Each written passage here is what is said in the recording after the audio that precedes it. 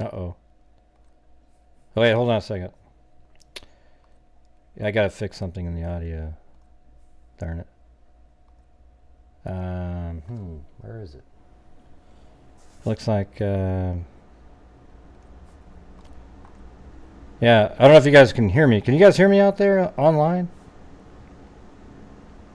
This video contains subject. Yeah. All right, I just wanted to make sure. I kind of screwed up on the audio. There was just an update on my software program here.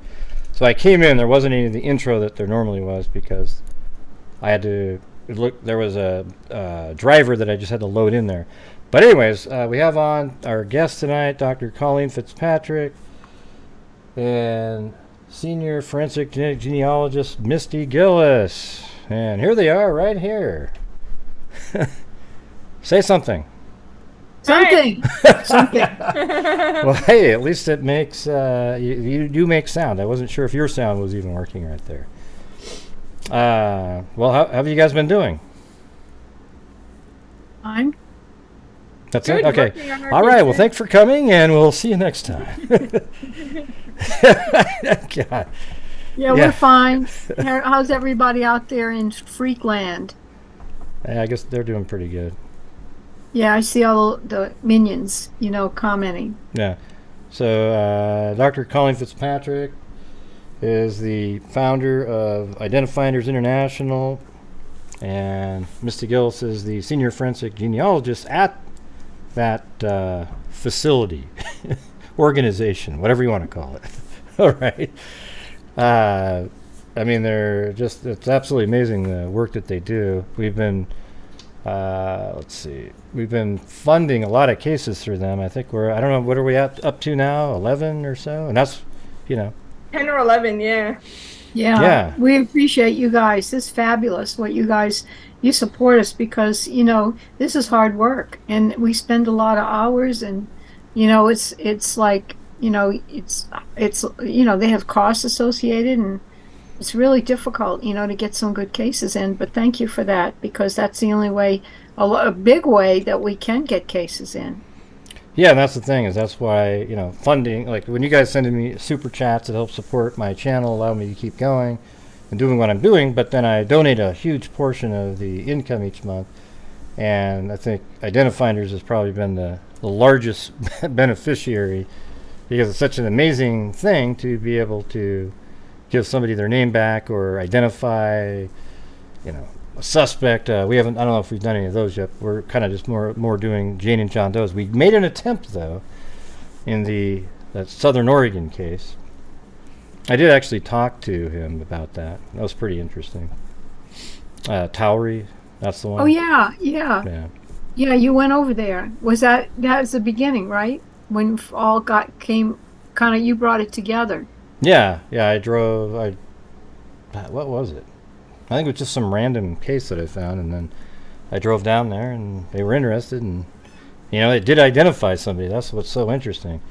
The person they identified, though, ended up dying he was chased by police, and then he died in the middle. They couldn't find him, and then, the next, months later, they found his body in the woods. Oh, wow.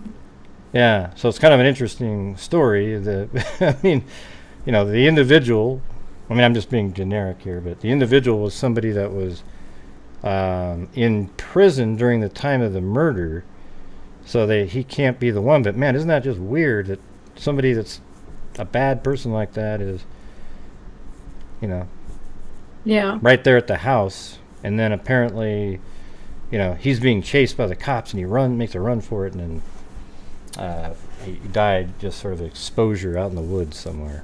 But anyway. Yeah, that's kind of weird. Pretty strange. Maybe he was too afraid to go into town. Somebody would recognize him or something. Yeah, so you did your first testifying in court recently, right? Yeah, I did. And it was an experience, and because I went in, they don't let you go in until it's your turn, because they don't want to bias you.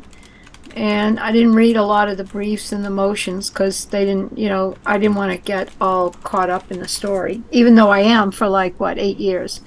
So I went in and they got up and asked me about my background and everything, and I'd say within about 10 minutes I was bulletproof. I was ready for bear, And then defense got up and asked me a lot of dumb questions. And I was wondering, it took 2.5 hours, and he was trying to ask me this and that, and why didn't I know anything about genetics? And he actually they gave me stuff like what was it? The interview they did with me, the pretrial stuff, and emails I sent in 2011. And the guy was saying, "Oh, you said you're absolutely sure the name was Fuller, and it's not. It's Nicholas. How come? You're absolutely sure." He was trying to discredit the genealogy. And then, so I was like really confused. You're confused. You're confused about genealogy. And I was like confused why I was confused. And so then he shows me the emails from 2011. I never said anything that he quoted me on. I never said, "I'm absolutely sure that's him." I said, "It's probably, or I can be almost sure." And he says, "Yeah, but you said you were sure." I said, "Almost. You forgot almost." And so after a while, he just gave up and let me go home. That's sort of I guess that's the whole thing in genealogy. You can never say for absolute certain, even if it's 1 in 8 octillion. Yeah. Because there is that for leads generated, right, not cases solved. That's why we always differentiate that verbiage of we're generating a lead for investigation. We're not solving a case. Right. Yeah, between us, we say solve a case, right? Right. But it's only between us because it's easy. But if you really go and you don't want to get caught at, "Oh, we solved the case." That, "Oh, no, you didn't. No, you didn't." Right. You just provide one of the greatest leads in the history of mankind. Exactly. Yeah, right. But besides that. Yeah. How about...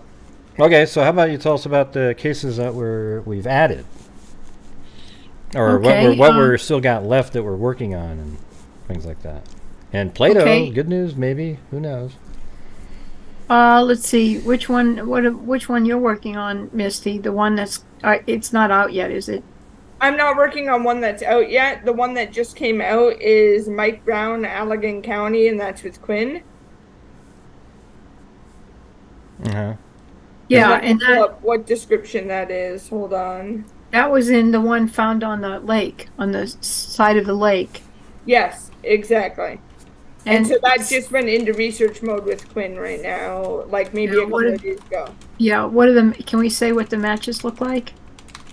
They're between second and third cousins. Okay, that's kind of good. I mean, that's borderline. So this is one of our cases? We're waiting to upload the FTDNA. This is one of our cases? Yes. Oh, okay. So which one, maybe you have any more detail about that one? Yeah, let me pull it up right now. Hold on. There's some guy found on the ledge of a lake. And what you're... Oh, yeah, I think I saw it. Unidentified remains found on Lake Michigan near South Haven, Michigan. He was completely recovered, white Caucasian male. He was found in 2014, it looks like. No, that's right. Okay, I think I vaguely remember that one. It's weird. And what's so strange about those, you have this guy, you don't know anything about him, he's just laying there, he's dead, they recover him. Normal guy, you say, how come nobody has reported him missing? He's like just, completely anonymous, but like the day before he had friends, he was, hanging out with people, and then, how come what happens? Why do people disconnect like that? Yeah, it was a little bit like we don't even know what happened to the Lake Altoona guy, Allatoona, right? I mean, he just sort of... Right, that one was weird. They ruled it a suicide, Yeah, I mean, that's what my original thought was, because the fins were the thing that made me think that, because I thought, well, he weighted himself down, swam out, then he shot himself in the head and then sunk to the bottom.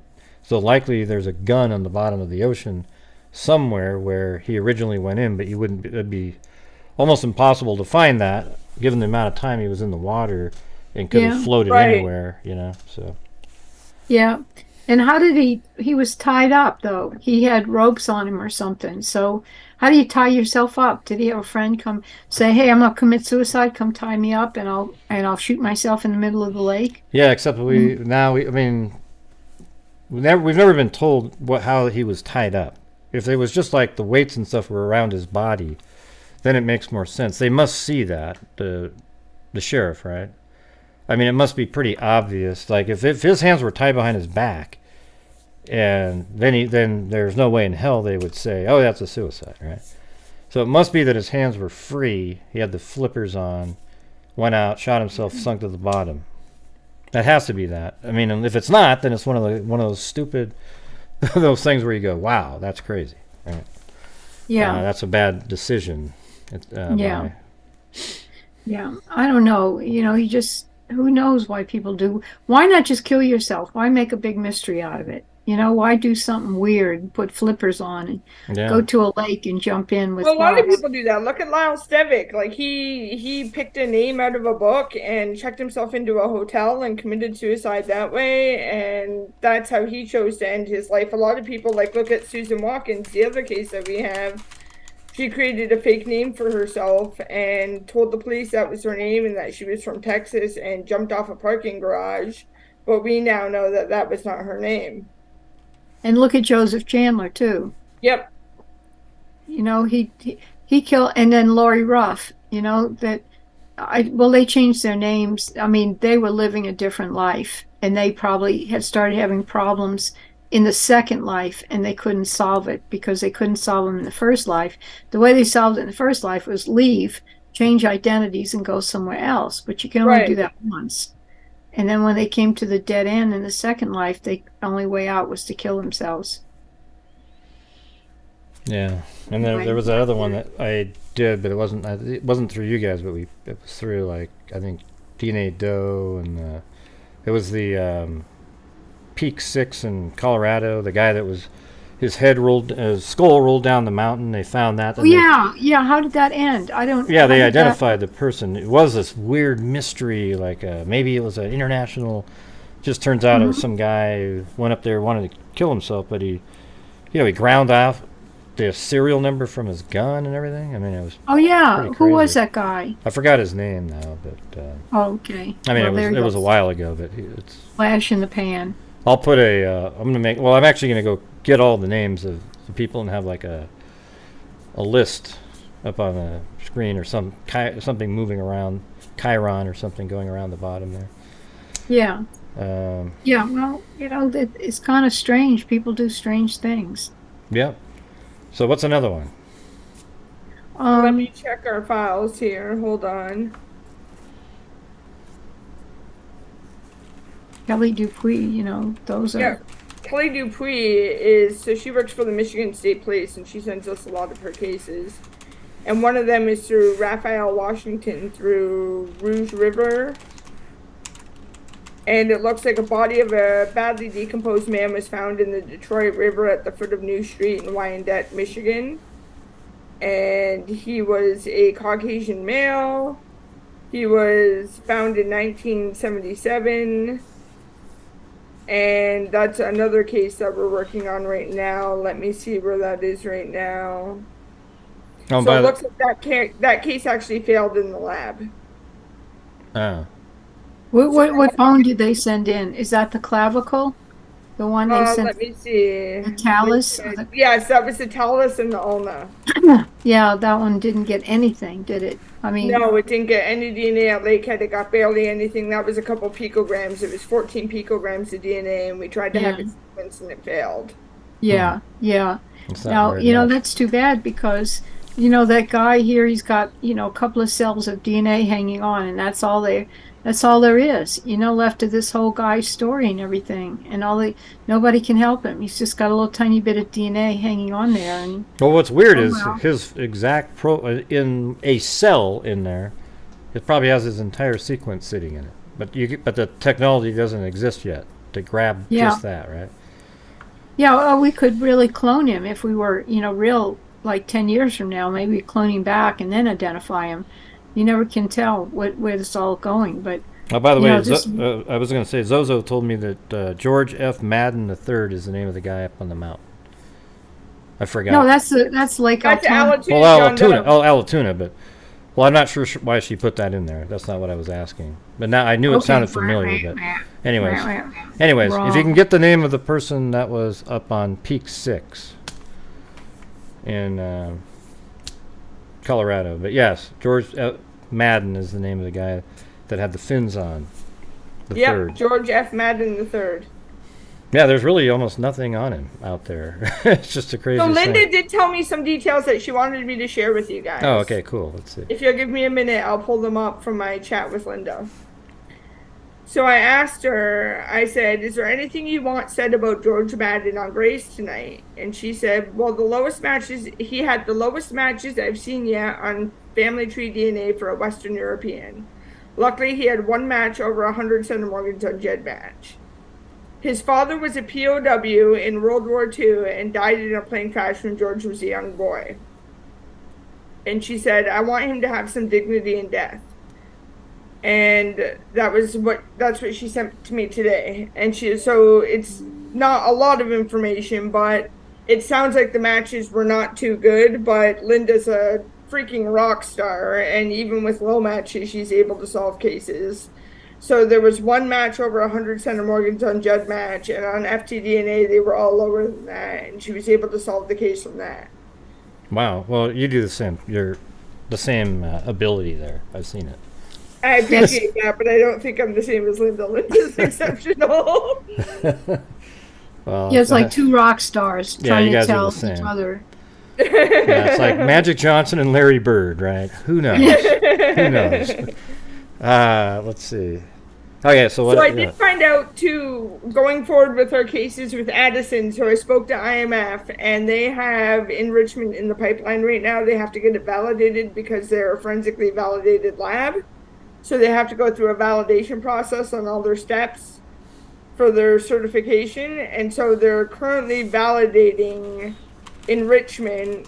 They do need to purchase a $20,000 machine called the Flow Cell. I told them that if they fundraise for it, we'll support them for that. We'll see if we can help them with it. But they're working on that. And once they get their enrichment validated, they'll be able to apply to the Addison County case. Yeah, I would definitely. I mean, the thing is, if I donate to them, then that misses out on your portion. But I guess that would be, let's say 1 month I sent them $3,000 for the machine only.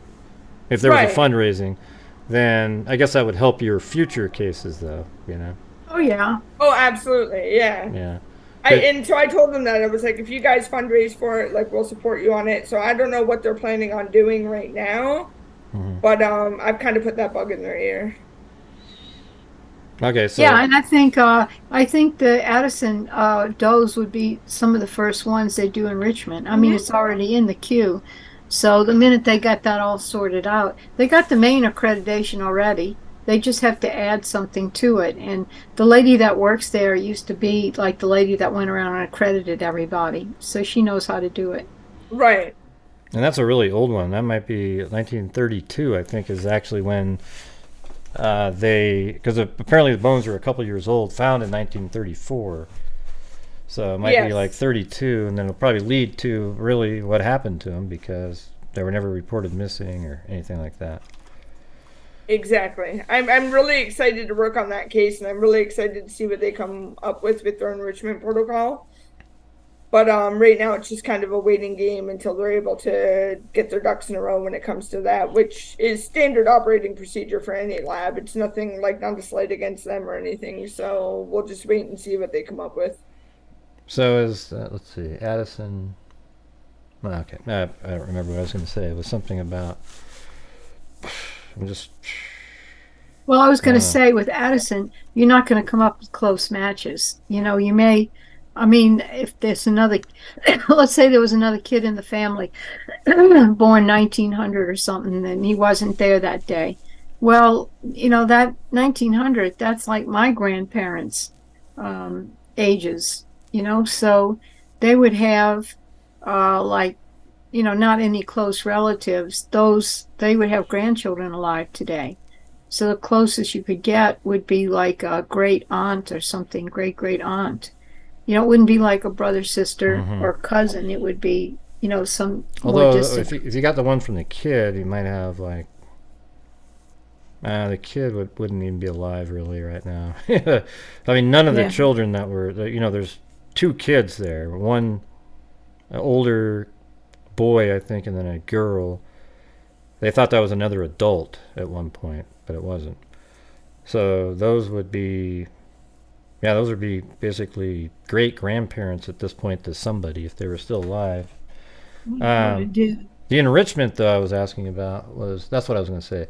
So is there experience involved with enrichment? Like, let's say you figured out enrichment, you got it accredited, it just works now, right?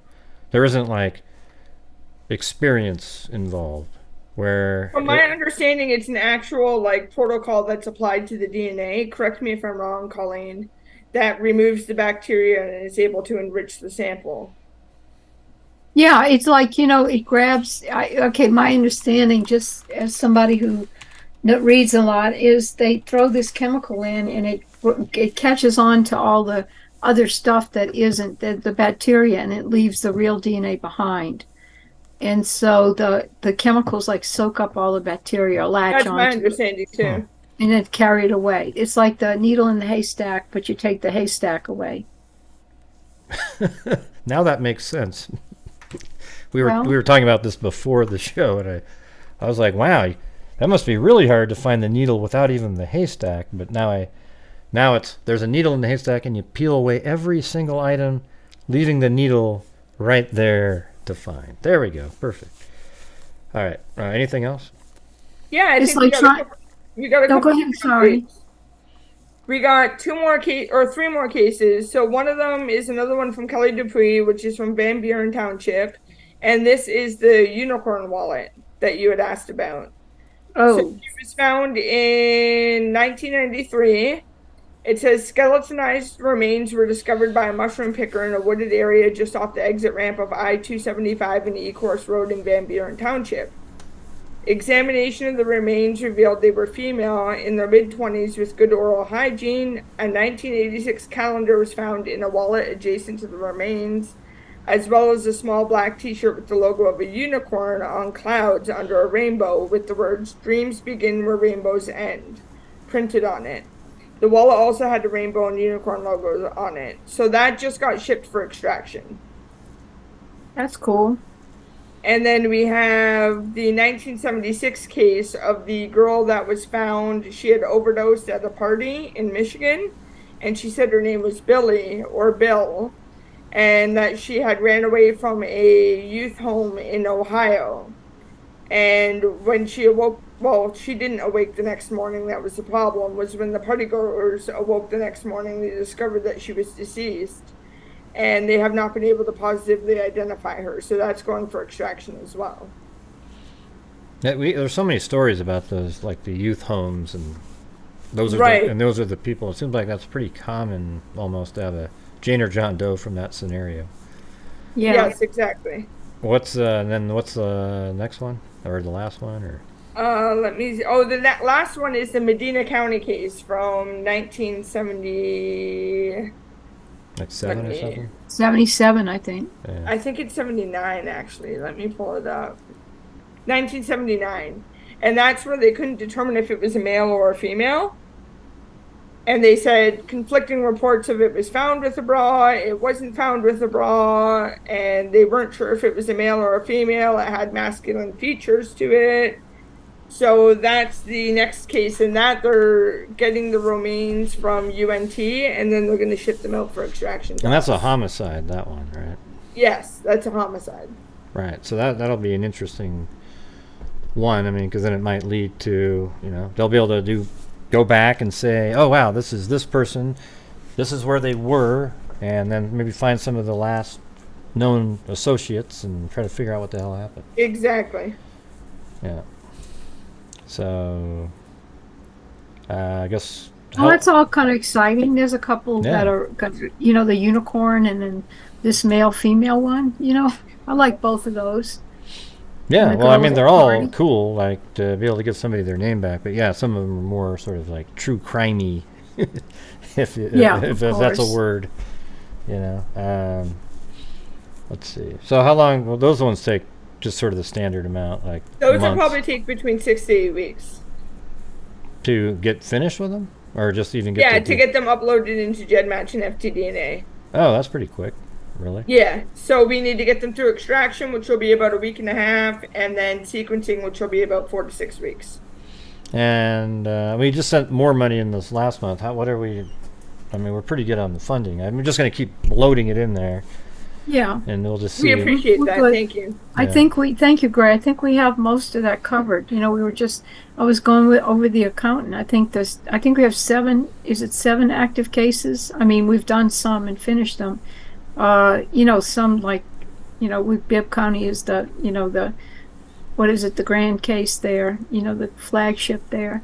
Mm-hmm. But we've done quite a few. And so I think we have those 7, you know, in the hopper now in various stages of progress. Right. I think we covered a lot of that already. Thank you, Gray, for all, and thanks, Freaks. Thank you guys for supporting the channel, because seriously, everything you guys donate, you know, Gray puts so much towards our funds for us to work these cases, and I'll tell you, like, we can get funding for perpetrator cases, no problem, but it's the unidentified human remain cases that there's no public funding for. And I don't want to say, like, nobody cares, because there's just not a public funding source for us to get the money for those cases. So everything you guys donate to his channel really helps us. Yeah. Yeah, I think that's one of the things, too. Like, sometimes I'm sort of, like, you know, really pushing to, like, on nights. Some nights I'm like, come on, you guys, let's go. But it's like I feel I don't like doing that, but I want to, because it's like I know what it takes to be able to, you know, support what I'm doing, me as a channel, and then also be able to give a ton, right? Right. So, Yeah. I mean, I think the last 2 months we've given 3,000, so probably be something similar this month, and we'll just keep on trucking throughout the year, see what happens. Yeah, it all goes toward it, you know, and thank you guys, because, you know, you have to, what I'm really interested in is how people get lost in the first place. You know, you have, you know, people that are like transient, you know, that go and just wander and they're getting the drugs or whatever, but there's some really nice people that just, you know, I watch Missing, you know, and then Not Solved Yet, you know, still unsolved. And you just go, where do these people go? You know, how do they go missing, and how do you find out what happened to them? You know, it's there was this one girl, she was with her friends at midnight, and they came out to the parking lot of the bar. They had been kind of just drinking, having a good time, and she had some kind of argument, and she just decided to walk home. So, and she disappeared on the way home. So they had video cameras all over the place, all over the town, you know how they do, and they found her. She walked here, she walked there, and then she turned this corner, and they were watching her walk along the fence, and the camera went off for just a few minutes, and when it turned back on, she was gone. It was almost like you're watching and she just disappears. I mean, that's not what really happened, but that's what it, you know, right at the right moment, you know, the camera, you know, goes south, and then she never saw her again. You know, how do people, you know, why do people just disappear? And yeah, it's weird. What happened? Yeah, it just seems like those missing men of Boston, they call it. I think a lot of them fell into the water and so forth, but it's who are them? Who are the missing men of Boston? Yeah, it was just like all these different guys, but it's always late at night. Near bars, near the water, you know, so it's like I think is that like a TV show? And fell in the water? No, it's not a show, but people were trying to make it seem like it's a serial killer in those, but it's very unlikely that that's what it is. It's just people falling into the I mean, in Portland here, I don't know if you guys have been following that, but there's like 6 women that were found dead, and some people are thinking might be a serial killer. I've gone to all 6 of the crime scenes. 4 of them seem like could be related. Like somebody drives out of town and then goes on a side road, and then there's a body, and they're like 50 miles from Portland, but they all were hanging out in the same spot in Portland. Oh, yeah, right around the same area. I think they were, you know, maybe into drugs and things like that. But it just, I mean, but it was all right around the same sort of stretch of road that they were last known to be at, and then they're all found way away in different directions, 20, 30-minute drive, 40-minute drives from where they went missing from. Yeah.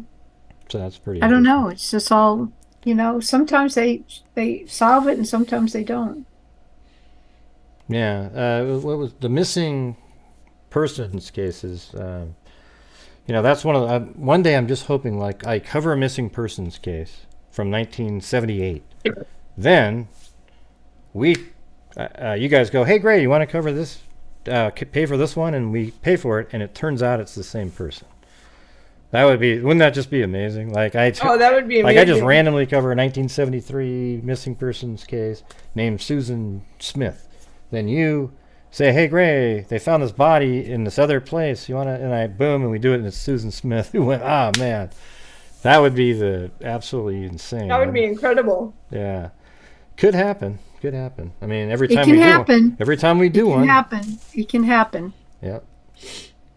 Anyways, you guys want to, do you guys have anything else to add to the list there? Because I wanted to go through it. Oh, look at that. Be safe out there. Oh, there it is. A watched pig never boils. I'll have to let Dan Carr know about that. You showed that on the air. He hasn't been around for a while. He's been dealing with some stuff. So do you guys want to go over this? I think it's right up your guys' alley, this document right here. Yes, yeah, I haven't had a chance to read it. Yeah, so I'll read it, and then you we'll stop. You tell us. You tell us it's a bedtime story. And then you say, hey, yeah, you can have me stop at any point, right? But it says, law enforcement found a K-bar knife. Remember, all the 4 students were killed, and they found a K-bar knife next to Madison Mogan, or a sheath, excuse me. So let me finish. I didn't finish the sentence.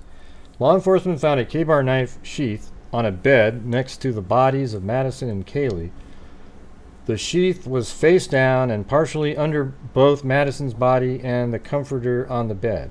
Law enforcement seized the K-bar knife sheath pursuant to a search warrant. The Idaho State Police lab in Meriden, Idaho, located DNA on the K-bar knife sheath. The ISP laboratory determined the DNA came from a single source, and that source was male. Once law enforcement had single-source DNA from the K-bar knife sheath, they conducted what is called a short tandem repeat STR analysis. STR DNA analysis involves looking at 20 regions, so now we know we're talking about CODIS, right? Within human DNA, and allows law enforcement to make a direct comparison between 2 STR DNA profiles. Law enforcement submitted the STR DNA profile obtained from the K-bar knife sheath to the Combined DNA Index System CODIS, a database of STR DNA profiles from convicted offenders, arrestees, and crime scene evidence to identify the source of the DNA. No match was found. So this is like classic, right out of what you know, right? And this is how it works. Look, hold on 1 second. This is my wife, so I got. Oh, he's got to answer the phone if it's his wife. I tried to chat and my chat gets stuck. Why does it get stuck? All right, there you go. Sorry there it is. Well, I had to just. She always says that she's gonna heading home, so I got to answer it. So, anyways, unable to find a match using SCR DNA analysis, so they weren't able to find the match in CODIS, right? Law enforcement decided to use investigative genetic genealogy to find a lead. There you go, the lead, right? Genetic genealogy allows individuals to trace motion for. I'm not sure what that. I think this is just. That's not part of the sentence. Individuals to trace their lineage to connect with unknown family members using DNA. Typically involves sending a DNA sample. See, this is where I'm wondering. See, genetic genealogy allows individuals to trace their lineage to connect the unknown family members using DNA. Typically involves sending a DNA sample, such as a tube of saliva, to a genetic genealogy service like Ancestry.com or 23andMe. The genetic genealogy service then creates a single nucleotide polymorphism SNP profile to use for genealogy purposes. A SNP profile is different than STR-DNA profile and is used more often for genealogical purposes. All right, so what about that so far? Does it sound... So far, I mean, from a law enforcement perspective, we don't send a sample such as the tuba saliva to a genetic genealogy service provider. Right, so I'm not sure. I wonder if they're up there. They just kind of worded it poorly. I was reading that again. Did they say and they we don't sent use it to... Ancestry and 23andMe. Yeah, did they say they sent like something from the crime scene to Ancestry? Well, that's what I thought it said, but now when I was reading it again, I'm not sure. Let me see. Unable to find a match, STR DNA analysis, law enforcement decided to use investigative genetic genealogy to find a lead. So, okay. But then it says genetic genealogy, not forensic genetic genealogy. See that? It says genetic genealogy allows individuals to trace their lineage. So it's just talking about in general. It's just talking about genetic genealogy in general, not forensic. Right. So typically involves sending a DNA sample, such as a tube of saliva, to a genetic... so when I originally read it, I thought it said that. So the genetic genealogy service then creates a single nucleotide SNP profile to use for genealogical purposes. A SNP profile is different than STR DNA profile and is used for more often for genealogical purposes. Now we're on to something new. Okay, the genetic genealogy service then uses an algorithm to compare the user's SNP profile to SNP profiles submitted to the genetic genealogy service by other users. So this would be like what, GEDmatch and Family Tree DNA or something. To determine ancestry and potential relatives. The genetic genealogy service shares with the user a list of potential relatives, and depending on the specific genetic genealogy service, personally identifying information on those individuals, like their name, email address, and the amount of DNA the user shares with the potential relatives, the user does not receive any genetic information pertaining to other database users. Like DNA profiles are not shared with each other. Right? Any thoughts on any of that? No, that's just standard. That's not accurate. The user does not receive email address. The user does not receive any genetic information pertaining to other database users. Okay, I guess that's a fair enough. No, that's true. That's true. That's true. She's right. What about this? Depending on the specific genetic genealogy service, personally identifying information on those individuals, like their names. Did they give you a name on Family Tree DNA? On GEDmatch, they have a name or alias that they can register under. Same with FTDNA, and it gives us their email address. Because I tried to do it. I think they're talking about Ancestry right now in 23andMe. I don't think they got to GEDmatch yet. Well, I thought they did, because they set up here. Oh, maybe not. Let's see. Well, let's see. The genetic genealogy service then uses an algorithm. So everybody uses algorithms. I guess that would be 23andMe. It could be them, right? Okay, I see. And then but it seems like they're kind of talking. Great. The point is, they're talking about getting yourself tested, and they haven't got to the point of downloading your DNA and everything. They said you send in the saliva sample, and they do this algorithm match you. They haven't talked yet about GEDmatch doesn't do testing. They're not talking about GEDmatch yet, I don't think. Mm-hmm.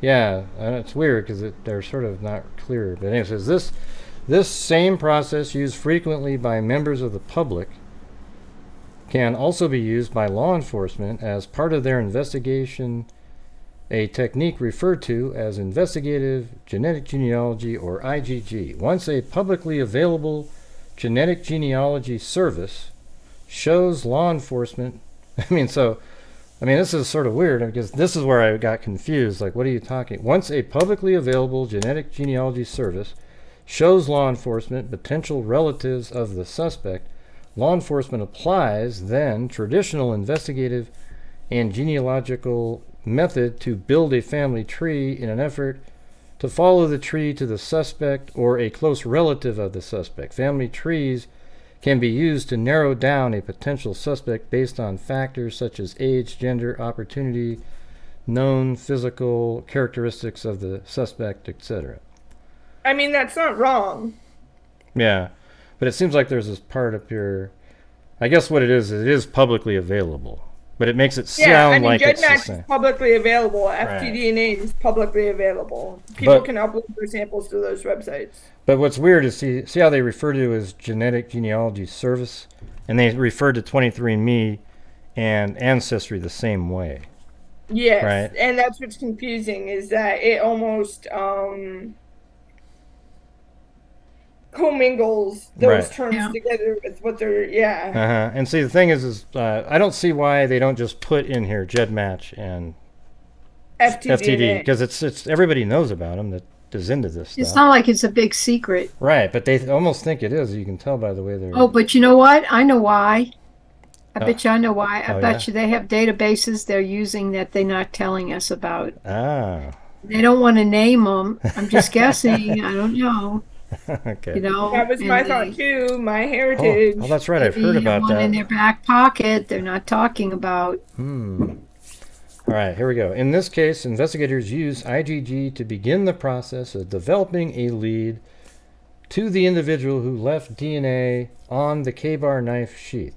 The Idaho State Police utilized a private laboratory to develop a SNP profile. So private laboratory, okay, so keep that in mind. I think we've heard of. So police utilized I'm not sure why that's on here. Sorry about that. Let me turn that off. I thought I had that one on. Anyways, thank you. What is that little thing? It's Chewbacca. Who's Chewbacca? Like Pac-Man? It was Chewbacca. I forgot to turn it off on this screen here. Pac-Man or something? It's Chewbacca from the movie. Oh yeah. Okay. So, well, here, I hold never on a would have second. guessed. Well, the thing is let me play this again. So I'll explain to you guys what this is since you just heard it. So the sound effect that you're about to hear is our friend Cairo. He was in a hotel and he's just walking out the door to smoke a cigarette, and this sex worker who's sitting on the curb makes that Chewbacca sound, and he says, "Chewbacca?" And then she says, "I'll be Chewbacca if you want me to be." This is real audio. Okay, so here, this is what it sounds like. Here it is. Watch, here it goes.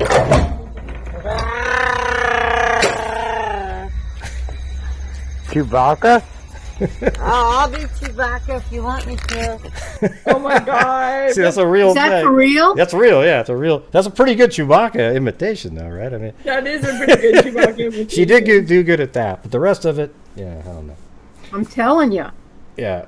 All right, so right here it says, in this case, investigators used IgG to begin the process of developing a lead to the individual who left the DNA on the K-bar knife sheath. The Idaho State Police utilized a private laboratory to develop a SNP profile from the DNA on the K-bar knife sheath.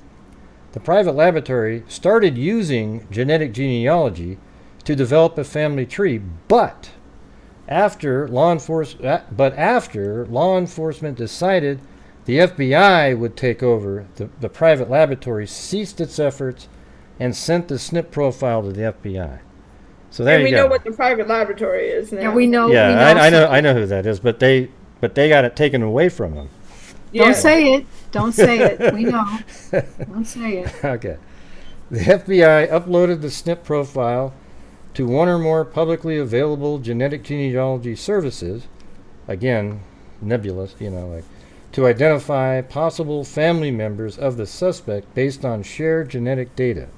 The FBI could then view through the genetic genealogy services portal information regarding potential relatives of the suspect who left DNA on the K-bar knife sheath. Based on information the FBI could see in the genetic genealogy services portal. Gee, does that make sense to you, this portal deal and stuff like that? Or it's kind of stupid language, but here's what I'm wondering is, are they using a different tech? Once it didn't pan out quick enough, they have sort of a backdoor into one of the big ones, is what I was wondering. Like a way to they figured out a way to upload a profile, who knows, right? But that's what popped into my head. Based on information the FBI could see the genetic genealogy service portal, the FBI went to work building family trees of the genetic relative to the suspect DNA left at the crime scene in an attempt to identify the contributor of the unknown DNA. The FBI built the family tree using the same tools and methods used by members of the public who wish to learn more about their ancestors. See, that's kind of, it makes it feel like it's one of the big ones. For example, the FBI consulted social media, viewed vital records, that's what you guys do, such as birth and death certificates, and viewed other information already contained in user portal for the Genetic Genealogy Service, including unverified information submitted by other users of the Genetic Genealogy Service.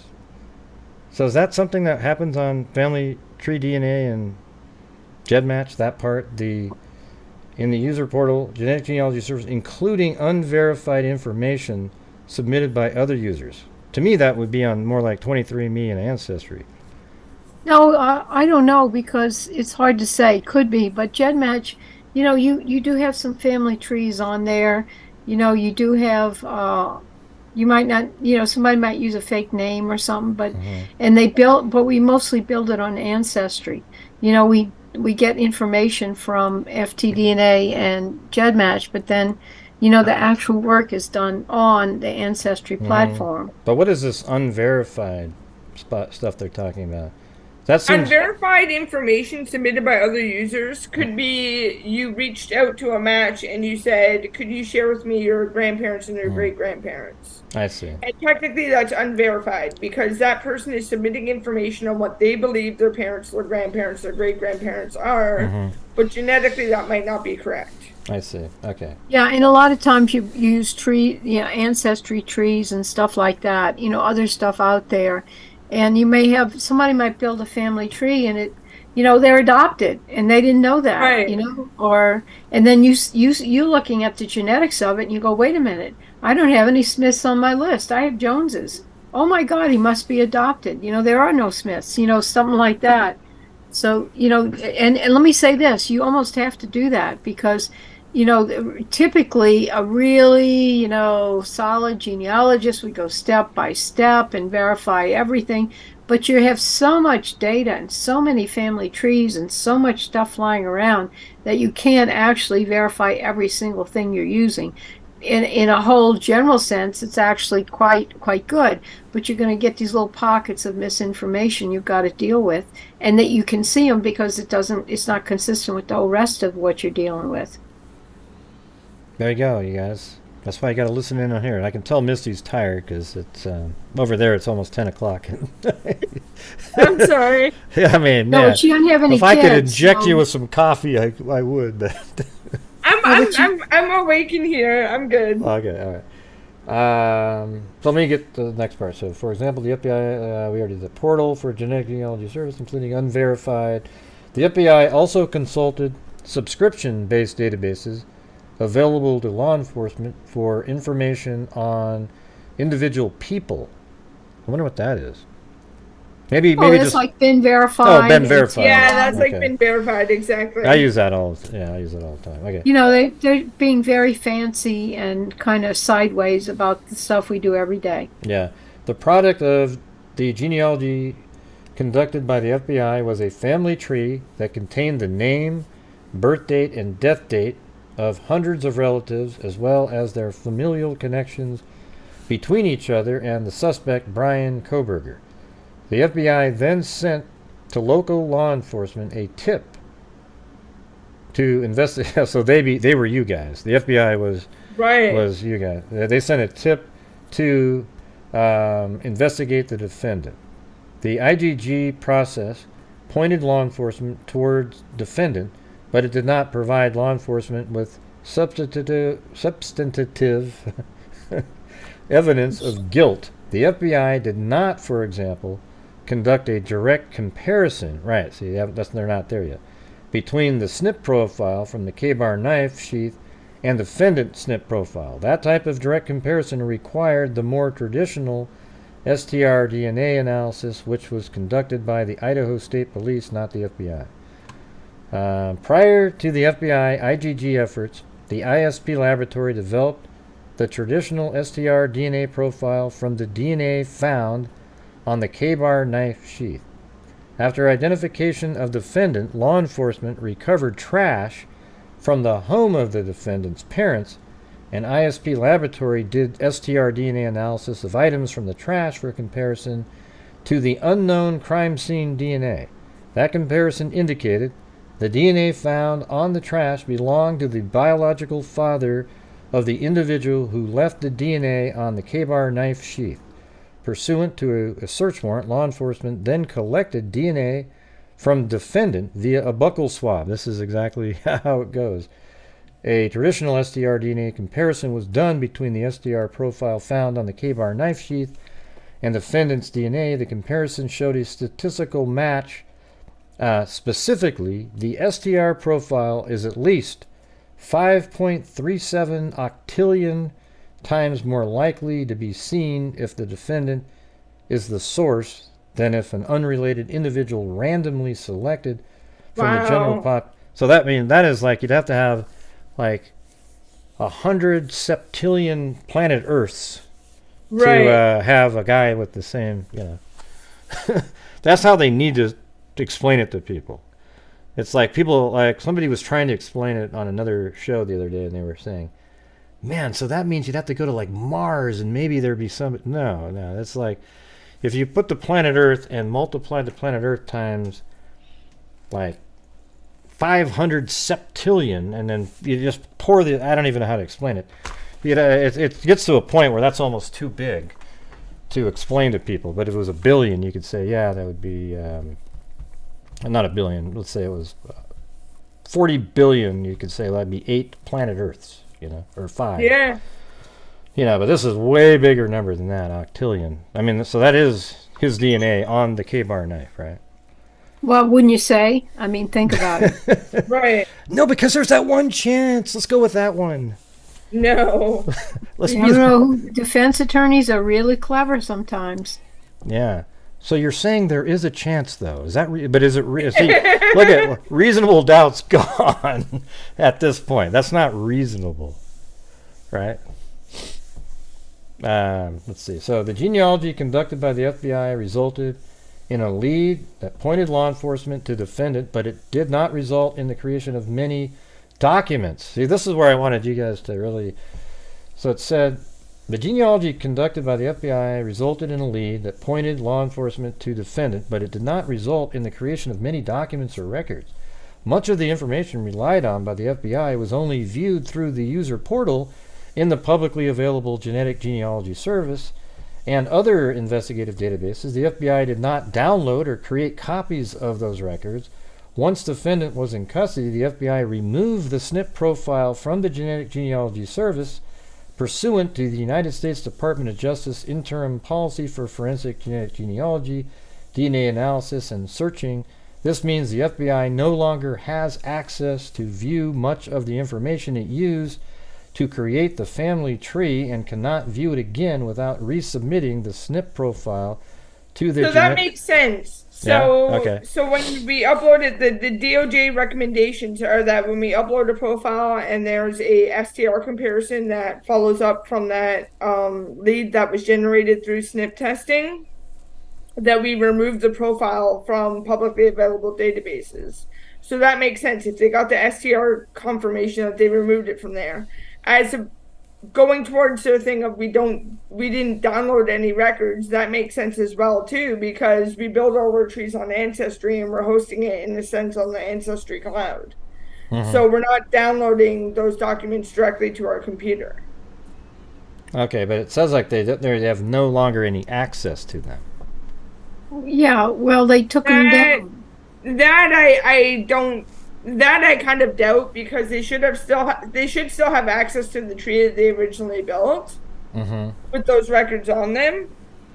Because it says right here, this means the FBI no longer has access to view much of the information it used to create the family tree and cannot view it again without resubmitting the. That I have a problem with. No, I think I think what they're saying, trying to be clever, is much of, what I have problem with the view much of the information it used to create the tree.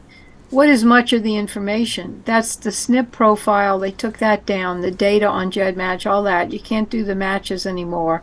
You can't access the matches unless you have the data, the SNP data, But you do have like all the family trees and stuff like that, so maybe they're just being cagey about it. Yeah, because the next sentence says, let's see, to the state's knowledge, the only records that reflect the FBI efforts to create defendant's family tree is the family tree itself. There you go. Right. Notes jotted down by notes jotted down by the FBI agents as they constructed the family tree, and any records created to document the removal of the SNP profile from the Genetic Genealogy Service pursuant to DOJ policy. The state has not seen, nor does the state possess these records or copies of these records. So this is something they're saying that they shouldn't have to do that, and then the defense is saying, no, we should be able to see these. So that's kind of what's happening here. Yeah, I don't think, I mean, they have the family tree probably. You know, they have whatever they, you know, use, like if you see John Smith in the tree, they may not have documented where they found him, but you could kind of reconstruct some of that. But you don't have the original data, the SNP data or the match list or anything like that. That's what I think they're saying.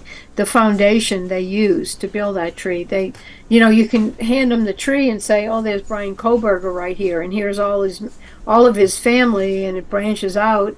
But they took down, and they may say, oh, he's third great cousin or so, third cousin with Grant Hughes, but there's nothing to I'm show not related that to him. No. Well, no, I mean, okay, I know, let's say I'm John kidding. Smith then. Yeah, I'm kidding. But you can produce a tree, but there's nothing to back up what you just built. If you took it all down, you took it all away. Seems like in a case like this, you wouldn't do that. You'd kind of want to have the backup. Really? Well, that's what I'm saying. Let me think about that. Well, that's what's crazy. They got rid of all the stuff you need it. So, I mean, that's what the defense is saying. Hey, you know, I guess what they could do is, what they'd have to do, as we were talking about the other night, is to send it to a lab anonymously, saying, hey, this is so-and-so, and pretend that the FBI would pretend that there's some sheriff's department, and we just need to know who this DNA belongs to, and see if you independently come back up with the same person, you know. And that, I think that's a way that you could sort of recreate it somehow. Well, you could if you have DNA from the crime scene. You know, if there's the same DNA that they used, you could go ahead. You got to get that DNA. Once you have it and you have access and you have the authorization to use it, you could reconstruct anything you want. In fact, it's easier to reconstruct it than it is to build it in the first place. Yeah, well, the FGG part is all you'd have to do because they've already got the SNP portion. So you would just be... You just want that. I think you'd want to recreate how you were able to determine that the profile that was swabbed from the K-bar knife led to Brian Kohberger, not the other. The freak here, what is it? Denture Dialogue brings up a good point. It's a CODIS match. Why are you worried about all this? Because now they have to prove how it got to the match. Yeah, I mean, that's what I said on the show the other night. I said, who cares? There was a 1-to-1 match made. But at the same time, it's like the discovery of how you got to be able to get the... They're trying to make it so that the warrant wasn't valid to be able to swab him, right? I think that's kind of... It's called fruit of the poison tree. Right. It means that if you trick somebody, you do something, you get evidence that you shouldn't have. You know, if they didn't have a search warrant and they just busted into the house, picked up the knife, threw it in the lab, that's going to get them in trouble, and they're not going to be able to use that for the trial or whatever. They're not going to be able to do it because it wasn't done right and it was illegal what they did. So anything that comes out of that has to be thrown out. So if they walked in, picked up the knife, it's Brian Kohberger's, they brought it to the lab, got this whole genealogy done, and it's Brian. Well, I'm sorry, but you didn't have a search warrant, so you can't say it's Brian. It's not fair. You got to throw it out. Yeah. It seems like, though, you should be able to recreate... You would just have to redo the FGG using a blind... a lab that is unaware of what the DNA sample is that you're getting, and see if they come to the same family, and then I think you could. I mean, I don't know if you can redo a It's a warrant. CODIS match. Yeah, It's I a know. CODIS match. I know it's a CODIS match, but you could have to prove that was a justified warrant if it gets to that. True. Right? So Oh, that right. might be where the I mean- problem would be. It's absolutely a CODIS match. 100% it's him. But then they're going to say that was fruit from a forbidden tree. So you recreate the tree and don't eat the fruit off of it, and boom, there we, it's like, I'm just saying. They might, I don't know if that's something they'll have to go do, but.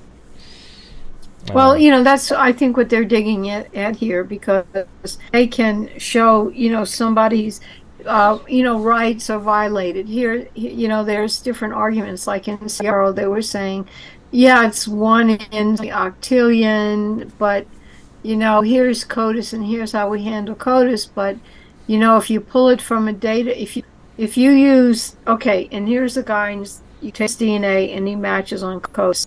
Great, got it. Okay, but where did you get that guy's name from? Oh, I got it from this group of people over here. And they say, well, if those all people you draw from are all related, you got to put a correction factor in CODIS. Maybe it's not 5.91 octillion to 1. Maybe it's 100 to 1 with the correction factor. Not that would happen. But, so, and then, it was like, what are you talking about, correction factor? They were digging in the dirt. And also, there's questions of Fourth Amendment violations, where, illegal search and seizure, and, your fifth cousin, you're uprooting your family tree, and that's all private, but somebody's in your family tree digging around. You don't have the right to, your third cousin might be upset that this is happening, but it's not invading your privacy, and you're the guy on trial. It's called, there's a name for it, where that you can't claim privacy for something that belongs to somebody else. It's probably got some Latin phrase, right?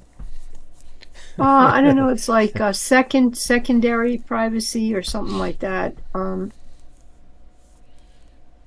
I don't know, but so you can't, it's not like if I didn't own it, if the guy leaves something in my car and he's a serial killer, and they have a search warrant, I mean, I can't claim that you violated his privacy, something, I don't know. But anyway, there's all kind of ways people are trying to kind of maneuver around, genealogy in the courtroom. So, we'll see how it works out. Maybe there are some arguments people come up with, but in the end, it's a CODIS match.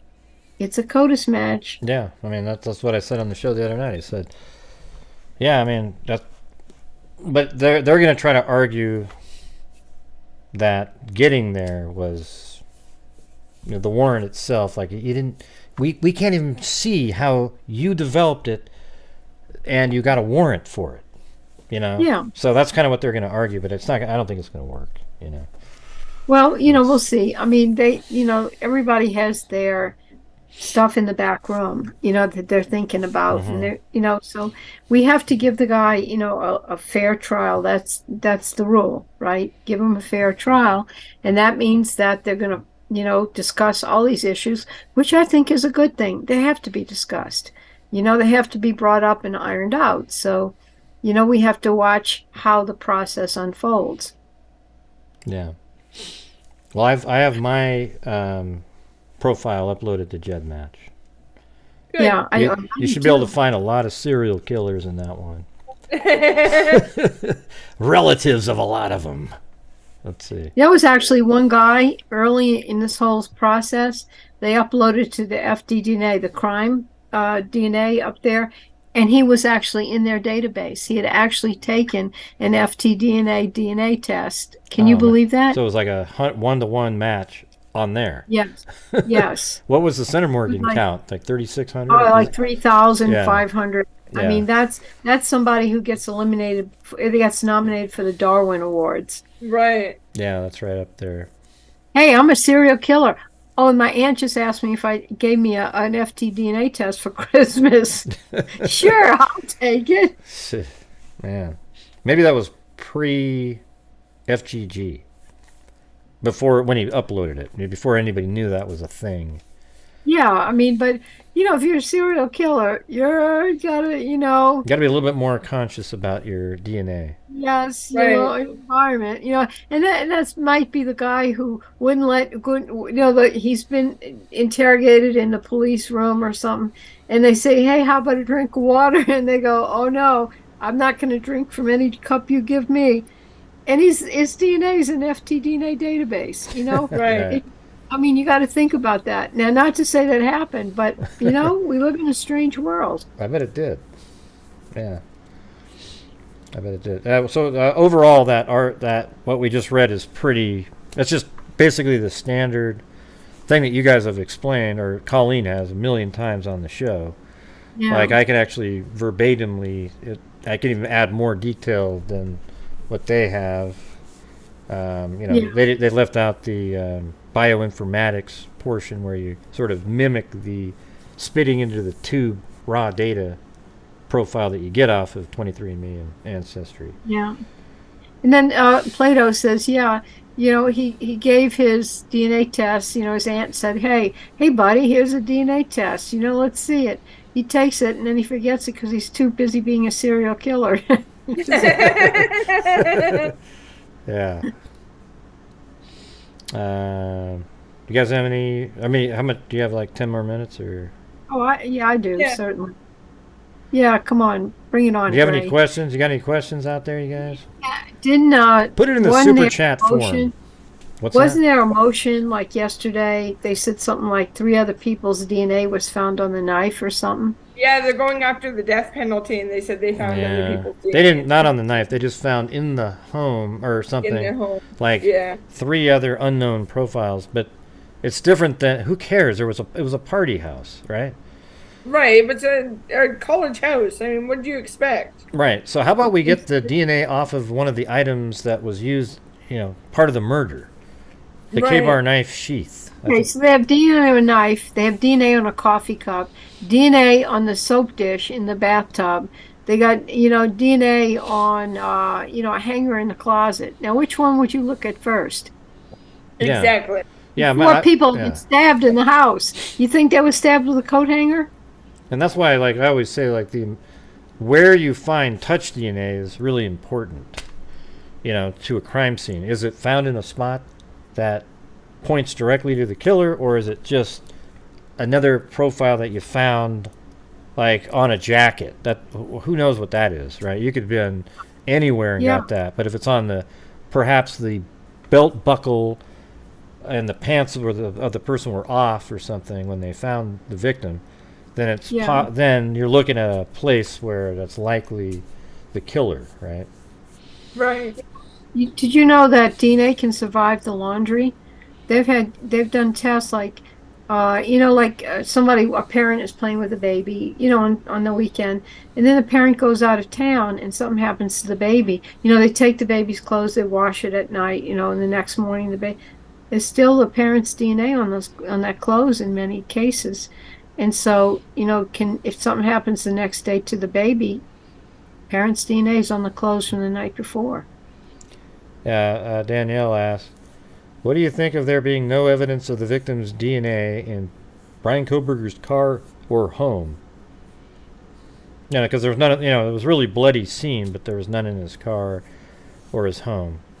Just lucky, I guess. That's what I think is just lucky, yeah. Yeah, or he planned something a little bit, right? He wore something and he threw it away. Yeah, so he may have had some clothing on. And he's innocent and proven guilty. He's innocent until he's proven guilty. Yeah, except I don't have to say that. That's for people on juries and things. I think the guy's guilty as hell. Because, I don't want somebody to come back and say I will. Got it. I think Brian Kohberger is guilty as there ever has been. If you go through the probable cause document, he's absolutely followed around with the same white Elantra. Then they see him, the same phone that had been pinging earlier in the day. He gets out of he's in way down south. I can't remember the name of the town, Lewiston or something. and he gets out at Albertsons. You see Brian Kohberger, the white Elantra, and his phone pinged the same place. So now you know that the car that was moving around by the victim's home and was seen turning around at 4:04 in the morning right outside the residence, and then leaving the residence at like 4:20 is, it's the same. I mean, unless you're going to say somebody stole his vehicle and planted his DNA on it, some crazy sci-fi movie scenario. I don't know. To me, it's really clear. They probably have way more stuff on it. Oh, and by the way, he wore gloves at his own house. And he was moving trash. He was putting his trash in somebody else's trash can. You don't think that is absolutely? Just, what do you think of that? I do that every week, and I'm not a serial killer. I don't have room in my own trash can. But do you wear gloves when you do it? No, I don't wear gloves. Okay, there you go. All right. So she's not a serial killer, so we can all rest in peace on that. Mm-hmm. If I was, you'd know about it, believe me. Here's another one. Do they have any advice on how to protect your children in case they go missing? Can we submit fingerprints and DNA to a place like them in case? Well, I think you just upload your profile to GEDmatch or something. Right? A lot of schools offer a program, especially in California, where you can get your fingerprints taken as well.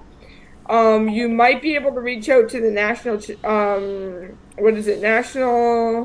For Missing Exploited Children. Yeah, Center for Missing and Exploited Children, and they might have a packet that you can request to get your children's fingerprints done through there. Mm-hmm. But you guys don't store anything. It would just be upload. No, we don't. You would just get your profile on Ancestry and upload it to GEDmatch.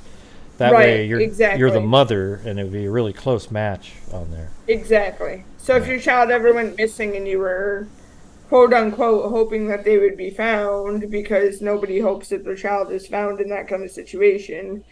But if you were seeking a child that was missing that you were looking for, I would get your profile up in GEDmatch. I wonder if law enforcement could have something. But I'd also just get DNA, or I'd get your fingerprints. I think Lyle Stevick, the way he was ultimately identified, we got the name and we tracked down the family. As a child, he had given his fingerprints at one of the schools, at one of those days. That's how they identified him. Yep. I wonder if they're in the future do a CODIS for regular people. But it's for law. It's just sort of a side thing, and law enforcement can look into it to look for a. Oh, I see what you mean. Yeah, let's say family members can. It's a non. What do you call it? Non sort of criminal CODIS. Or something. CODIS has a part of it for relatives of missing people, and for DNA of missing people. They have a part of that. Now, law enforcement only can access it. But they do have that. You don't have to be like a bad guy to be in there. Yeah, I mean, there's been sex workers who've given their DNA to some. I can't remember where they're giving it. It must have gone to CODIS even. I don't think you can. The one thing is, if you're like a family of a missing person, they don't cross over and compare it to the convicted offender database. I don't think they do that. That's right.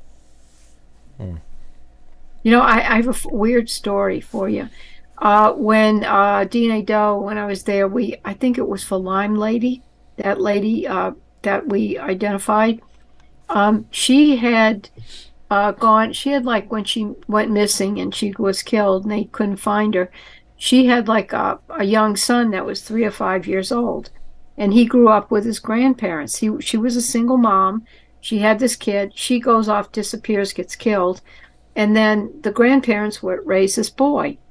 So anyway, we identify Lime Lady and we contact her family. Okay, and it's her parents. It's the grandparents of this boy that now has grown up and is in his 20s. So he kind of hears. He doesn't quite know what's going on yet. They haven't told him, but something about his mom, and he always thought his mom abandoned him. Okay, so another part of the story completely. Is a genealogist, or he talks to a genealogist and they say, hey, we can find your father. Take this DNA test and we'll see if we can figure out who your father is. So he goes, okay, and he takes the test, and when he gets through FTDNA, and when he gets the results back, his mother is his top match. Wow. And he's like, oh my God, my mother disappeared 20 years ago. Oh, gee. And he didn't understand that, his mother was dead, and that's why we were trying to identify her. That's interesting. Pretty cool movie. Well, I thought so. Yeah, I did too. I was looking for the cheers in the chat, but I didn't see it. Yeah. I was listening for it. Well, anyway, it's virtual. I hear it all the time. Yeah, I hear cheers. There's always cheers. Walk down the street, and all I do is hear cheering. So I guess what we're doing now is we're waiting. It's always a waiting game in this world, but I think the trial has been scheduled for October, so they better hurry up. Oh, the Kohberger trial, there is almost no chance it'll be on time. Yeah, it's gonna. They have so much work to do on that one. I might even be years from now, to be honest with you. NCMEC is one of the organizations we sent a lot of money to. Like, I think over 20,000. They're great. Yeah. Well, good people, absolutely good people. Yeah, there's people out there that have all these conspiracy theories about them. People, there's just so many wacky human beings. It's just it's almost unreal. It's almost scary. I know. I had like an IM or someone. What is it? LinkedIn. Somebody or Facebook about the conspiracy about the Somerton Man, that it wasn't really Carl Webb, and they say if you took away the fact Carl didn't have a date of death and something else, how many people would his profile really match? Hundreds, thousands? How many? And I said 3, him and his 2 brothers, and his 2 brothers were already dead. So it has to be Carl. And she argued with me, well, the plaster bust was moved, and plaster, and they did this and that. I said, the hair belongs to Carl. Yeah. You gotta figure that out. Yeah, people they get stuck on it's sort of like what we were just talking about. His profile matched CODIS 1-to-1, right? Except I was just making the argument that the defense is trying to fruit from a forbidden tree, but it's like it is him. I mean, it's him. Look, one thing though you could say is it'd be better for somebody who doesn't know what they're looking for. Does it? They already kind of thought it was Kohberger, right? So you sort of wonder. When I was doing they didn't know that till I don't think they knew that until genealogy came along. Well, they didn't say. Yeah, it's hard to know exactly when that was, but they already kind of had his name because of his car. But you're right; it might have been the leads led to it, right? Okay. Yeah, no, I don't think they knew who it was, and CODIS didn't tell them anything. That was cool because it actually was what we originally. Remember when you were on? I think it was you, Misty, that was on here. And I said, it'd be awesome if someday, how quickly could they do rapid forensic genetic genealogy? And we were working through, like, if every part of the chain drops everything they're doing and immediately focuses on the serial killer, right? And it's weird because that's what they kind of did here, It seemed like it seemed like they took it away. Later they said, well, it was different. We got the trash and compared it, and it was his dad. But they really did do the forensic genetic genealogy. Yep. Yeah, I think they did. I think they didn't want to really say that at first, which is fine. When they did originally the search warrant for the trash or whatever, I mean, you don't want to put everything in there. You don't want to say it's the car or whatever. You just say what you need to say and you get going, and so that everybody handled it really well. Some of these facts are coming out, but it's not really for us to buzz about. The courts have to take their their own route, which I'm sure he's going to get a fair trial. So it's anyway, I think, the way it's going to come out is the way it's going to come out. I think it's going to be, there are people working on it from both sides. They're thinking things we don't know about yet, right? So we'll have to see what happens. And I will say, you know, when they say it's more likely it's 1 in 5.91 octillion to 1 that it's him than anyone else, that's the way you say it. You never go in court or legally say, it's him. You know, it's him. You know, unless you're a witness and an eyewitness and you say that's the man I saw. You know, you always have to couch it in terms of probability. It's called a random match probability, a random man probability. And it means, you know, what's more likely to, is it likely to be him or just any random person in the world, you know, or in anywhere? What's the chance it's him instead of some random guy on the street? Yeah. Yeah, that's right. It's just the odds, but they need to make the odds more sort of like when the jury's looking at it like, oh, wow. You know, like humanize it. Yeah, sure. You're referring to how many Earths or something. Hey, but you got any crazy cases, Misty, you're working on? I have not really crazy cases. I do have one case that I'm working on, the Susan Watkins case that we fundraised for. She was a woman that she was in Minnesota at the time, and she was on top of a parking garage, and they had to talk her down from committing suicide. And she ended up giving the name of Susan Watkins and said she was from Houston, Texas. And she ended up completing suicide and jumping off the parking garage. And when they ran like a TLO or whatever report on her, they couldn't tie her to being Susan Watkins. So she was labeled as an unidentified person. So we actually fundraised for her case through the Daniel Paul Ermintrout Fund, and we were able to get her sequenced and get her uploaded. And I'm pretty sure I've identified who she is, but I can't disclose that at this time. But we're working on getting confirmation on it. Yeah. That's I mean, I'm laughing at like it's always like that. You can never say the names or disclose. Right, exactly. It's always the hush hush. I'm sorry. Yeah, well, I hope they may release the name, you know, in some cases. Yeah, they may release the name once she's identified. DNA kit has been sent to her family to get a confirmation testing done this week. So hopefully we'll know in the next week or two. And you've probably contacted them and they're willing to take it and everything. Yep. Yeah. Yeah, I think it took a while to get in touch with them, right? Yeah, it did take a while to get in touch with them. At first, they thought we were scammers. So we had the medical examiner's office reach out to them, and phone calls they wouldn't return, Facebook or emails they wouldn't return, and then finally Facebook messages they were like, okay, well maybe this is a legitimate thing. Yeah, because so they know that they have a missing person in their family, right? They do have a missing person in their family, but they didn't tie it to the events of this suicide. So, was it in the paper? If you read about somebody jumping off a building, I would say, gee, I hope it's that weird cousin I have. I can't stand it. Right, exactly. What year was that? Maybe it's in the paper. 1996. Is it in the paper? You could look up Susan Watkins in Minnesota in 1996, and you might be able to find some articles about her. Yeah, Minneapolis, I'm sure there are. I think I. Yeah. Huh. So like they were, and was it about like she's unidentified and stuff like that? Like. Yeah, there's a composite of her in one of the newspaper articles that she's got glasses and she's got kind of a round face and kind of some wavy hair. And so there's a couple articles about her. Did you feel like it looked like her when you've probably seen real pictures of her since then? Is it a pretty good composite then?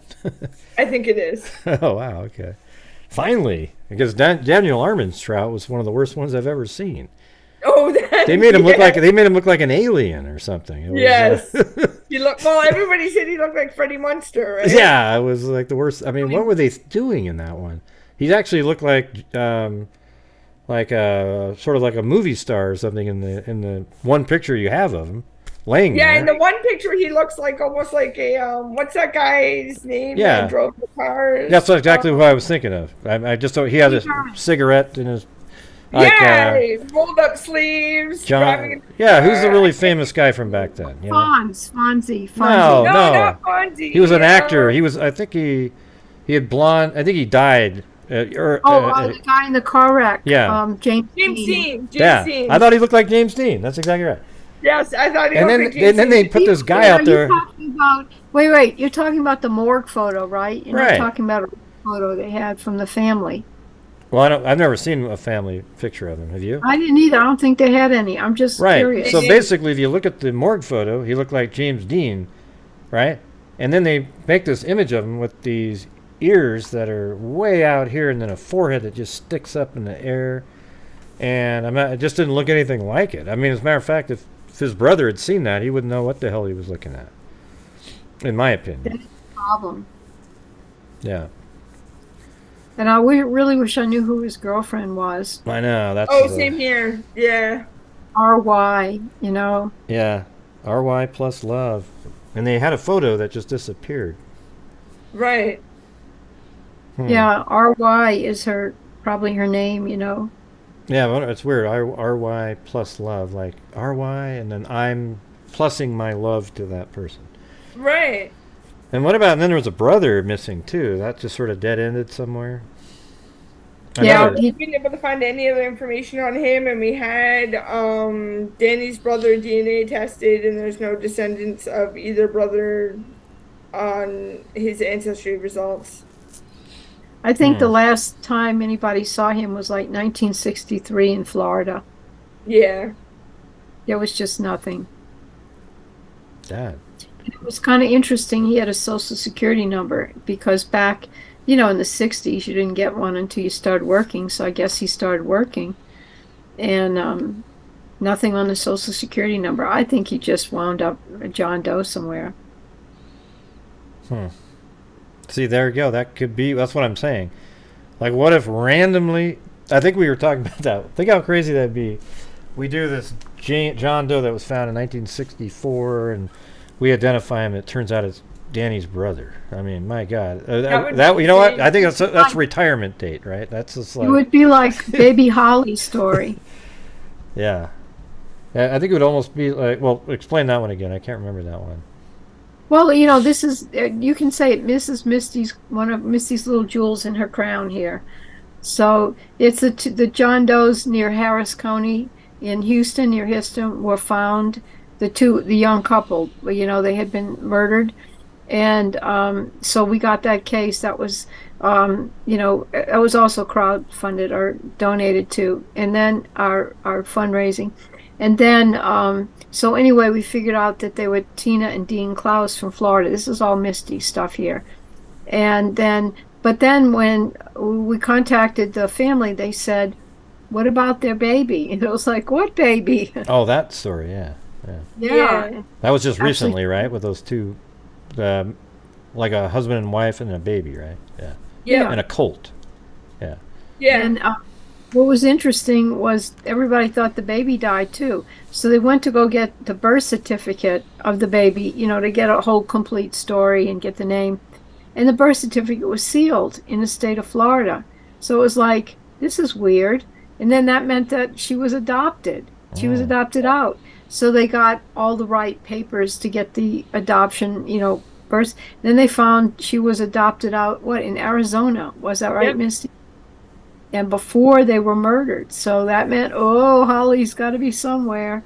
And they found her, she's a mother with 5 children. I think she's a grandchild. Misty's been in touch with her. She's writing a book and everything. About it? About her whole life, essentially, just like being adopted and being raised under the religion she was raised under and all that. Oh, was she writing the book even before you contacted her? She's been writing a book for years before this even came out. That's absolutely crazy. She just now there's like 5 chapters of ridiculousness she can add to it. Right, exactly. Exactly. Wow, that's insane. Man. I thought when she started writing it. She's a really nice person. You know, it's like considering the weirdness, you know, her parents murdered, she didn't know that, right? And she kind of but her life has just been fine. I mean, she's a nice person. Yeah, she didn't know. But she was going to write it about the weirdness that she was adopted into because of that cult, right? I mean, she's going to write like about her whole life. Yeah. I don't know if it's weirdness in the cult because I don't know much about the cult. No, that was a crazy. I did a whole show she on was- that thing. That was a weird one. She was picked up by a pastor at a church or something, or they delivered her and adopted her out. Didn't they, Misty? Not to a cult, but Oh, was it maybe a her church was normal. I guess. Yeah. I don't know. I don't know. I don't know. It wasn't like a cult. So she wasn't You know- raised in the same group of people. that No, dropped she her was off. she was raised by a pastor. They left her at a Seventh-day Adventist church with a pastor and his wife, and by all accounts, they raised her very well and were very great parents. Yeah. Yeah. And they were known, like that cult was known to attend Seventh-day Adventist churches. What was the name of that cult again? I think it was like the Jesus People or something. Yeah, really close to that. Right. Yeah. Yeah. Yeah, we did a whole show one night looking into that guy. There's one guy. I think his name was like some crazy name, like Jesus something or other something. I mean, it was like a long. Ezekiel, Jesus brother or something. Yeah, it was kind of this longer name, and it was just absolutely crazy the stuff that was going on with him. But anyways, I guess that's kind of about it, you guys. Yeah. Well, thanks for having us. Yeah, thanks for having us. Yeah. It's always fun to sit in and just chat, kick things around, see what the freaks say. Hi to the freaks, type Yep. some little messages. Love And thank notes. you guys for everything that you guys have done for us. Yeah, we count on you, and we love you and we care, and thank you for your support. Yeah. I do the shows every day. The freaks support the channel, and boom, the bulkness of it allows to send in huge chunks of money. That's just really what it is. So anyways, thank you guys for coming on. I might stay on it for a minute or so, but Yeah, okay. Well, we'll see you guys freaks later. We'll come Yeah, back we'll see soon. you guys later. yeah, Yeah, yeah, see you soon. All right. Bye. Okay. Bye. See you later. Have a good night. Earlier in the evening, though. Okay. See you later. You Yes. too, Bob. Okay. See you later. All right. All right. Bye bye. Bye. All right. Yep. Dr. Colleen Fitzpatrick and the whiz kid, Misty Gillis, the senior genetic genealogist for Identifinders International. Yeah, I've sent, I gotta send Misty some stuff. Of course they're honorary freaks. What do you mean? Yeah, so we didn't reach the goal again during the show. It's strange. It's like every time I have them on as guests, even though the sort of the coolness of what we're doing, we always have, it's not as good a nights as normal. Never really been able to figure that part out. But, we're close, about $47 short of the goal. I don't have it set up on the screen, but I can look at it over here. Let's see. I don't know when you say honorary freaks. They're always honorary freaks, though, right? Of course they are. Well, you guys are really chatting up a storm. It's awesome. So we'll see you guys later, and thank you to... tomorrow there might not be the day show because I won't have any power. So when I say might not, it's like almost 100%. So during the day tomorrow, there won't be one because my power is being turned off to put in a whole new electrical box and more power to the house. So there you go.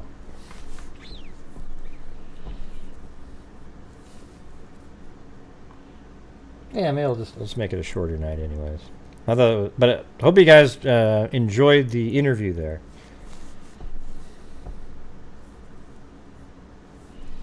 Yeah, well, we have given them over close to I guess right now probably $55,000 to $60,000 to identify Jane and John Does over the last 3 years. Okay, and the only way that happens is if you guys are supporting the channel every single night, despite how interesting the case seems to you.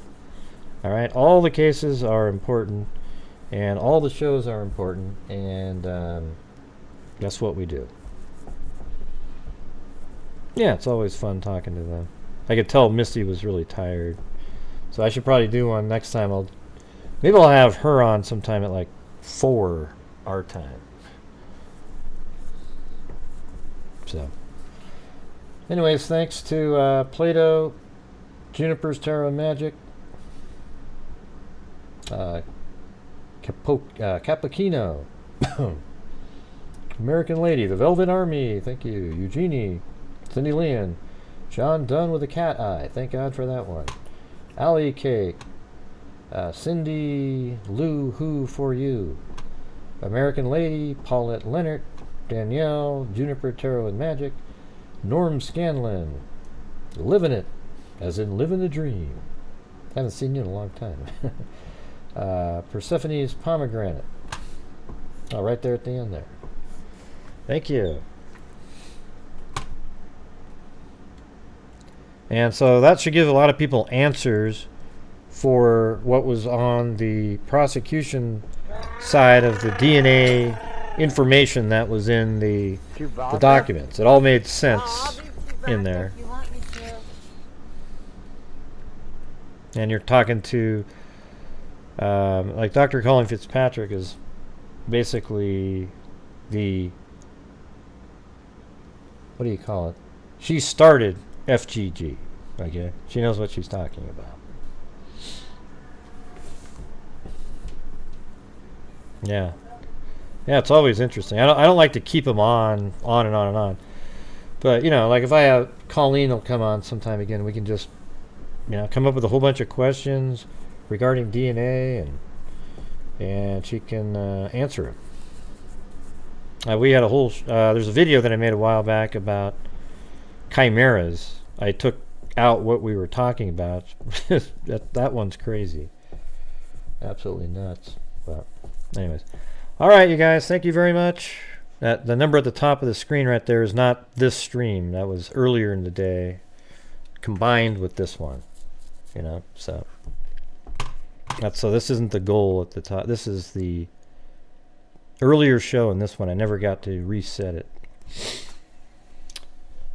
Yeah, that's not today's one. That's earlier show combined with this one. So earlier show, I think we're about $8 more than both combined, so that's pretty good. Not too bad combining the shows. The earlier show really, they hardly ever missed the goal, which is pretty sweet. There was a couple days during the McStay. Maybe you know what I could do, you guys? What if I upload upload something and make it a premiere that lasts 3 hours? It's almost the same. I won't be talking in there, but that way I don't have to be. I don't have to have power. Would that work? Thank you, Christy Kazi.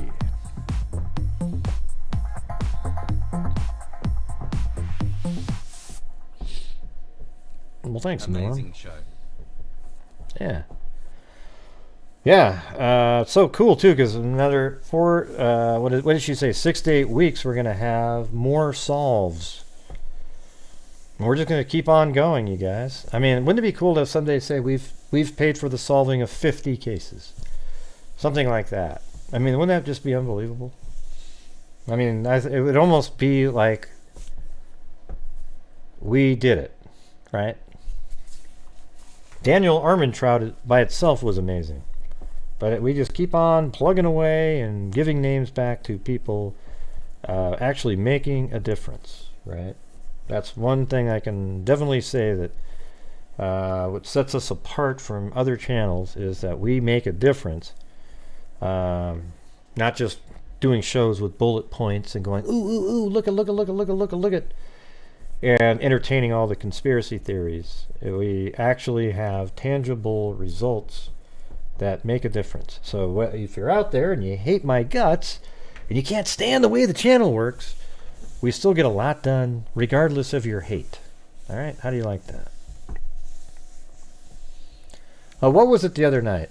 Oh yeah, one of the wackos out there actually said, let's see, remember the case where the lady was being beat up and then the son came in and shot And then later on, the mother said to shoot the witness. Remember that one? They said that I was a racist because I covered that case. What in the hell are you talking about? These people are insane. Like, their IQ level is really low. What are you talking about? Yeah, no, I saw it. And guess who it was? The ex-mod made the post. Oh, I think he's racist. Look at the way he said, you know, in the clip that was used, didn't even show any. It wasn't even anything like that. Yeah, so that's what I'm saying. You got this ex-mod out there who's really a psycho, stalker, wacko who can't move on and literally every day nitpicks and finds something to bitch at instead of looking in the mirror and crying, because that's what she should be doing. All right, everybody, thank you very much for being here and supporting the channel and allowing us to do all these amazing things. All right, you guys are awesome, and we'll see you tomorrow night, because I should have power back on, but a lot more juice. Let's see. Hey, do you guys want to maybe I can go out and you guys want to see what it looks like inside the there's a lot of crap in the living room right now, but I can show you what it looks like in the garage currently. Do you want to see? So hold on a second.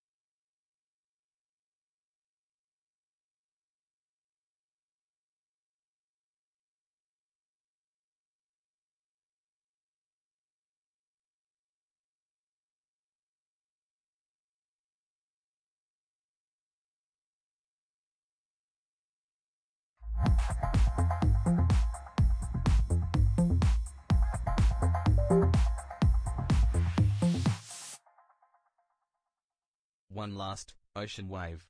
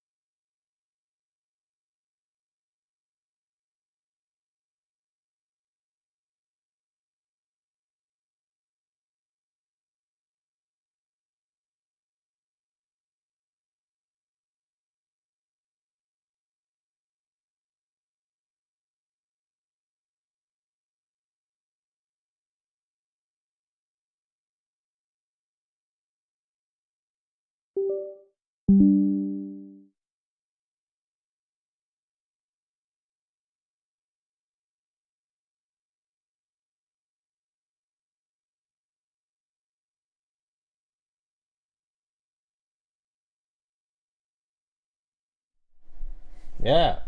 So what do you guys think of that? It was kind of quiet, I know, but did you see it?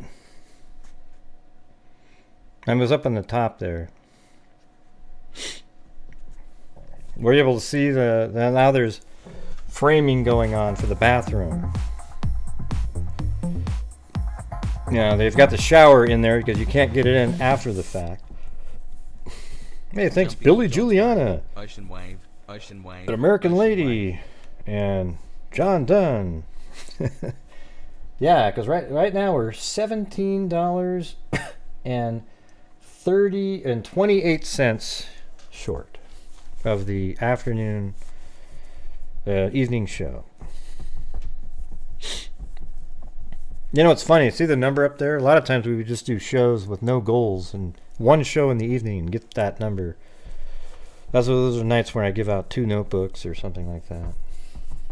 Now I have to do 2 shows. But I'm still working hard. What do you mean you couldn't see much? Oh. Oh. Well, I tried. I wish I could. I think I can actually set it up where you can hear me talking. Not sure exactly how, but I think that NDI source I could just turn it on the phone and it should work. No, he's got a whole. He's a contractor, so he brings in a bunch of. He does most of the work himself in terms of, and a friend, or not a friend, another coworker. But he does most of the building and everything like that. But then somebody else comes in and does the plumbing, the electrical. I think he does a lot of the other stuff though. Puts in the showers and the toilets and. Well, plumbing will probably put in the. He just builds the space for that. I don't know. I'm not sure exactly. Well, plumbing might bring in what you connect it to, and then he puts it in. I'm sure plumbing puts in the toilet because you got to get that wax ring and everything. Yeah, I've thought of doing the drone, but I don't know.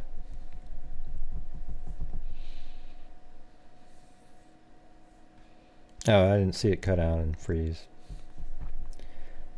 Probably because it's far away from there. Oh, look at that. We got a paid flyby. All right. We can do it.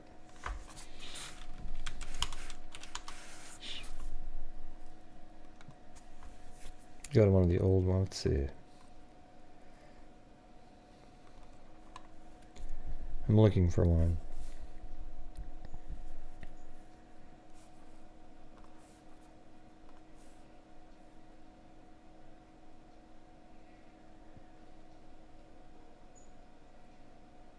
Hello.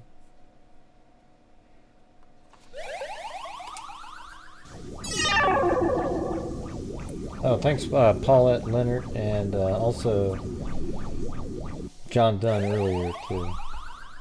Thank you. Fly over, please. Thank you, Paulette Smiley Leonard. face.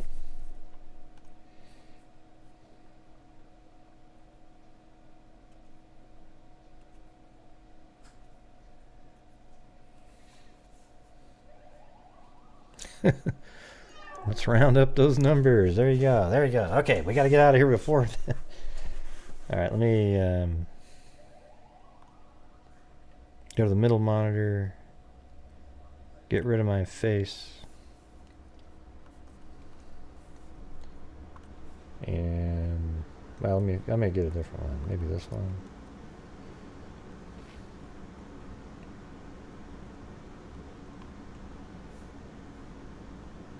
Which one is this?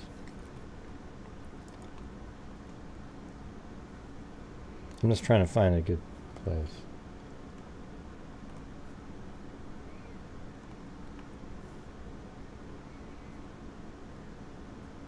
I actually found a map somewhere that showed all the places that have the 3D look.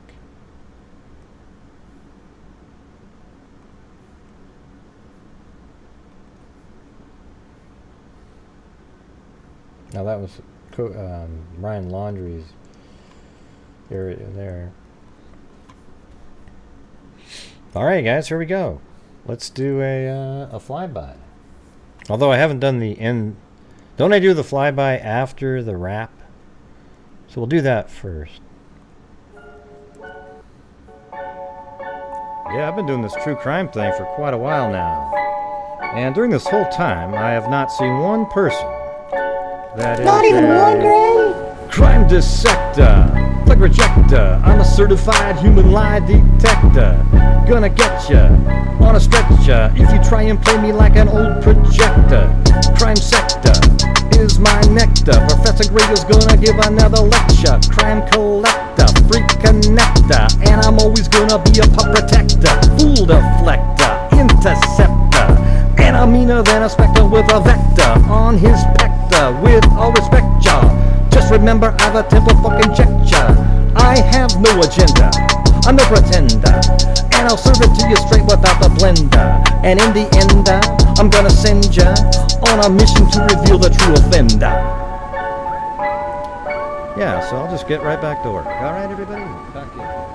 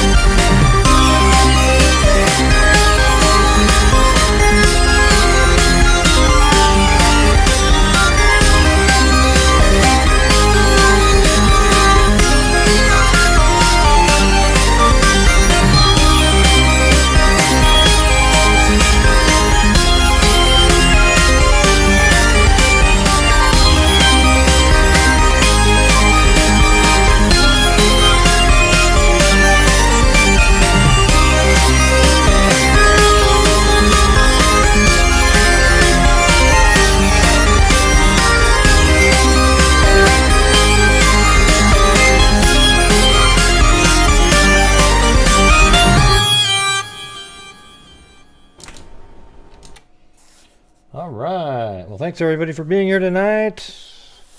Thanks for Identifinders International, Dr. Colleen Fitzpatrick, and Misty Gillis, the senior forensic genealogist for Identifinders International, and Dr. Colleen Fitzpatrick is the founder of it, and world renowned. She was just doing just testified at a trial. Only one of 2 people that have done that so far.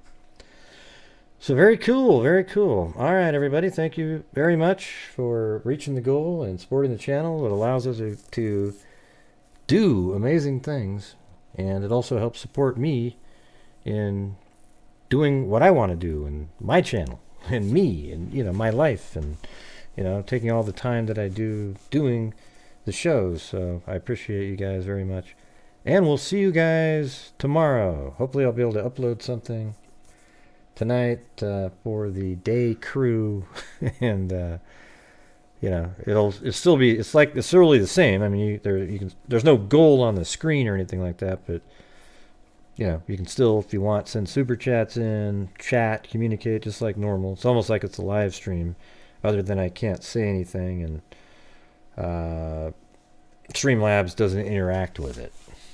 It interacts with the streaming software, but that's a video that would be uploaded.